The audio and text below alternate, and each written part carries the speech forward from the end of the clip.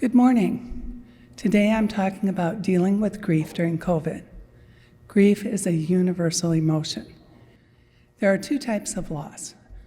Primary loss is the loss of a person, job, pet, home, income, school.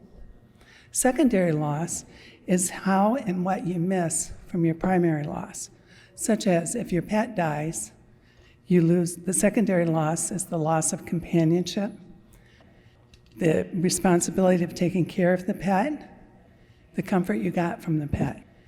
Not recognizing secondary loss can impede healing. Grief is complex. Give yourself permission to grieve. This creates space to acknowledge the different emotions that come with loss. Emotions such as sadness, loneliness, guilt, anxiety, anger, and regret. And these are all more intense during this last year of COVID. During the pandemic, society made changes for our safety. As a result, there are more secondary losses to be mourned, such as not being at the hospital when a loved one died, not being able to hold a visitation or a funeral. Here are some ways to cope with grief. Acknowledge your loss. Find ways to express your grief through art, gardening, music, writing, talking with your family and friends, even cooking.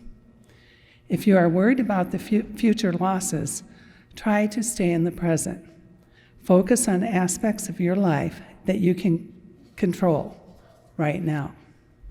Identify things you do not control and do the best you can. Our sense of control has been definitely challenged during COVID. Increase your sense of control by having a consistent daily routine. And this is even more important now. And focus on self-care. Try to get out of bed at the same time each day after a good night's sleep. Try to eat at meal times, whether you're hungry or not. Plan your day in chunks of time. For meals, connecting with your family, even if it's through the internet, exercise, work, and don't forget to leave time for tasks related to your loved one's estate or death. Simplify your life and prioritize what you can do and let go of the rest. Find humor wherever you can. It's okay to laugh. Humor is healing and healthy. Be honest with yourself and others. Don't fake good and pretend everything is okay. Take time to acknowledge your feelings and share them when you can. Arrange a call with someone from your church group, Bible study, a CEW friend, or a circle friend. Make a virtual visit with a grief counselor if you're especially overwhelmed and have little support around you. You can still honor your loved one in different ways. Plan a virtual celebration of life where family and friends can come together to share pictures and stories.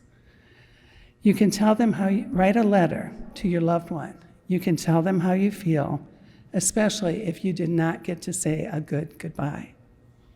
Make a playlist of their favorite music and share it with family and friends.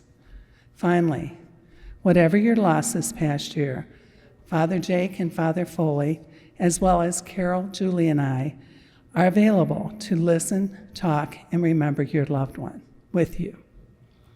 Grief experienced will eventually dissolve, while grief expressed will last indefinitely. Check upcoming bulletins for our next Grief Share program. Just this week, I got a letter from a friend whose mother died before Christmas. In the letter was a poem by E.E. Cummings. The main line was,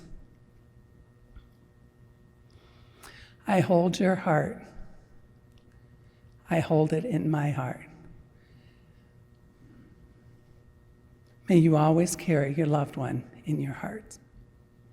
Have a blessed week.